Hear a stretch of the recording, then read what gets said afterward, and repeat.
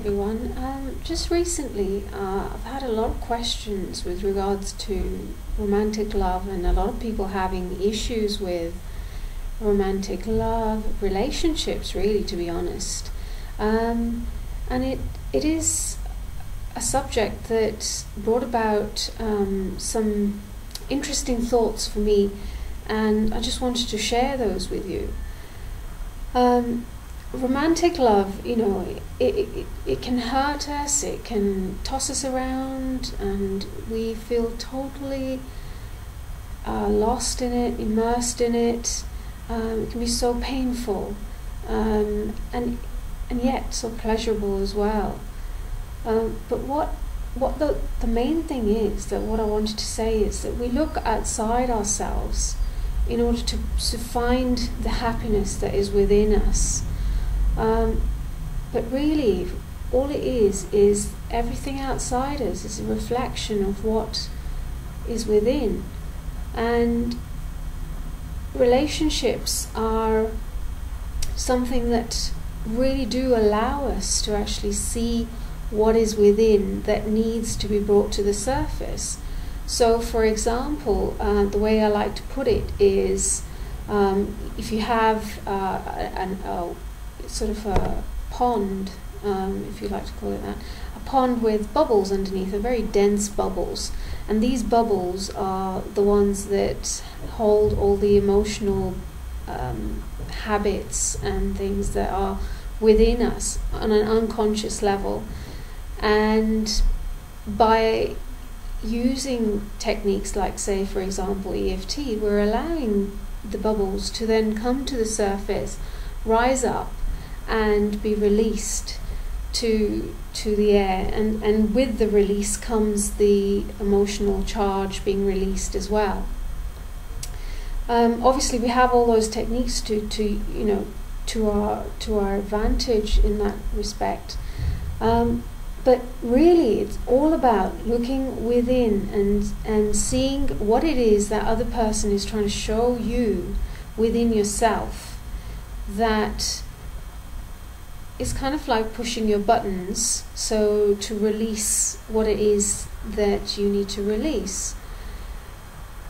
It's romantic love and other kinds of love all represent different aspects of the whole universal love, and that is what I really want to talk about, is that aspect of ourselves within us. For me, that's right inside my core. It's something that's right within me, and it's something that when I just breathe deeply, I can then access it and be able to get the answers that I need to get. But we have this real beauty within us. There's so much love, and everything that we look for outside ourselves is actually within. And if we can really connect with this preciousness that's within us and look within for this beauty rather than outside us, we'll see how much that transforms ourselves, because then as we transform and get more connected to this part of us, things outside us begin to change. And when we don't, we're blinded by what is outside. It's kind of like a filter that's in front of us, and when we take that away, we get this amazing place that we can find within us. And there's so many issues with loneliness and aloneness, and feeling alone. And for me, the way that I see that is that the word alone is, when broken up, is all one, and that's who we really are. We are one, and it's the ego that doesn't allow us to actually see that. So basically what I'm saying is that we are such amazing beings within us. We're so beautiful. We're so just absolutely wonderful human beings. And that's what we have to do. We have to become beings rather than doings. And when we get caught up with all the other things, we're actually doing rather than being. And so if we can, any time in our lives when we have issues that come up, if we can just connect with that inner self and be and flow, you just don't know where that's going to lead.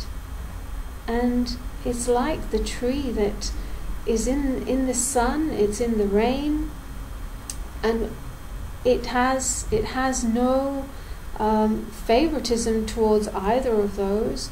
And yet, if anyone was to come under it and really want some shade, it just does that. It's there. It's just there for us to share and be, and it's a good representation of how we can be too. And there's so many more examples in nature that represent this. But I just want you all to know that you're all so beautiful and so amazing, and just realize this. And I'm saying this from a place in my heart that's coming from that beingness. And I just love you all and wish you all so much happiness and peace. Thank you.